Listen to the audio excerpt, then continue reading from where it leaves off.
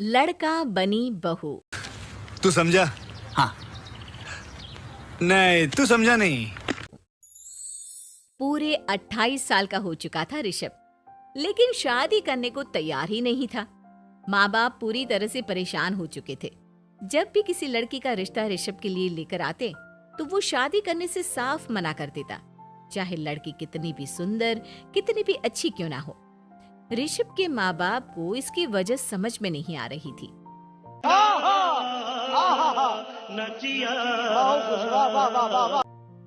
अरे ऋषभ बेटा, अच्छी खासी नौकरी लग गई है, दिखता भी इतना अच्छा है। आखिर बात क्या है, तुझे शादी क्यों नहीं करनी? देख, तू हमारा इकलौता बेटा है।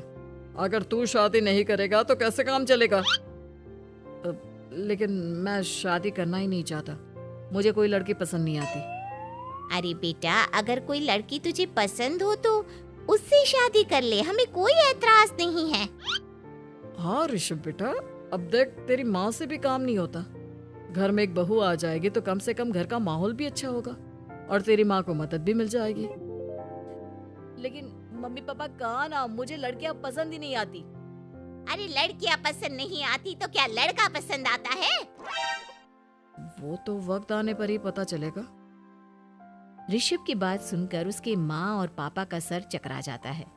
कुछ दिनों के लिए ऋषभ अपने ऑफिस के काम से शहर से बाहर जाता है और जब लौट कर आता है तो सामने का नजारा देखकर उसके माँ पापा बेहोश होते होते रह जाते हैं। अरे ये क्या, ये तुम्हारे साथ कौन है? माँ, ये दीपक है, मेरी पत्नी। हम दोनों ने शादी कर ली है। दीपक तुम्हारी पत्नी कैसे हो सकता है?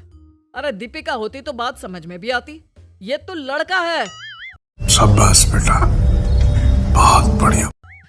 तो क्या हुआ पापा, आजकल तो ये सब फैशन में है और मैंने आपको बताया था कि मुझे लड़कियां पसंद नहीं आती। अरे तो इसका मतलब ये थोड़ी है कि तुम दीपक को दीपिका बनाकर ले आओगे। मुझे बहू चाहिए, बहू के रूप में, ये आदमी नहीं। लेकिन मम्मी जी, मैं आपकी बेटी से बहुत प्यार करती हूँ, मेरा मतलब करता हूँ। अरे इसको तो करता हूँ करती हूँ का अंतर भी नहीं पता। लेकर जाए इसे वापस। अगर आपने इसे घर से बाहर निकाला पापा तो मैं भी इसे के साथ चला जाऊंगा। मैं ऋषभ के बिना जी नहीं सकती, मेरा मतलब जी नहीं सकता। हमारा जिंदगी भर का साथ है, प्लीज हमें अलग मत कीजिए मम्मी जी, पापा जी। हे भगवान, ये तूने क्या दिन दिखाया। देखा आपने लापरवाही का नतीजा है। मेरे बेटे को थोड़ी अकल दे दे, लड़के को बहू बनाकर घर में ले आया है। अब क्या होगा, हम दुनिया को क्या मुंह दिखाएंगे? माँ, बेकार में परेशान हो रही हो। दीपक आपके सारे काम करेगी और एक अच्छी बहू की तरह आपके साथ रहेगी, देखना।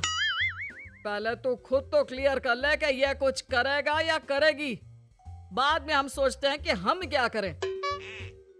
बहू के आने के बाद क्या करते हैं, मुंह दिखाई की रस्म, तो आप भी वही कर लीजिए। आप चाहे तो मैं पूरे मोहल्ले में न्योता दे आती हूँ। अरे रहने दे, तेरी वजह से बेइज्जती और ज्यादा होगी। आई बड़ी, अब मेरा मतलब है आया बड़ा न्योता देने वाला। अगले दिन सुबह के वक्त दीपक बड़ी नजाकत से चलता हुआ सबके लिए चाय बनाकर सुबह सुबह बालकनी में आ जाता है। प्रणाम मम्मी जी, प्रणाम पापा जी। ये देखिए, चाय बिल्कुल आपकी पसंद की है।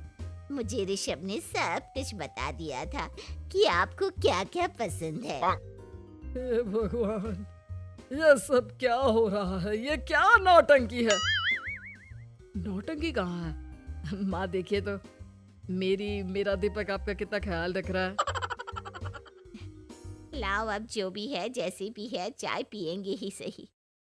थोड़ी देर के बाद, वैसे दीपक, चाय तो तुमने बहुत अच्छी बनाई है। चलो कुछ तो अच्छा हुआ। अगले दिन, अजी सुनते हैं, आज पैरों में बड़ा दर्द हो रहा है। लग रहा है घुटनों में फिर से कुछ न कुछ प्रॉब्लम हो रही है। डॉक्टर ने वो दवाई दी थी, उसकी मालिश करो ना अपने घुटनों पर, आराम मिल जाएगा। 4 बार बोल रहे हैं, पढ़ने निकले वाले छात्रों को राजनीति से दूर रहना चाहिए, हैं? अबे पढ़ाई लिखाई में ध्यान लगाओ, आईएएस बनो और देश को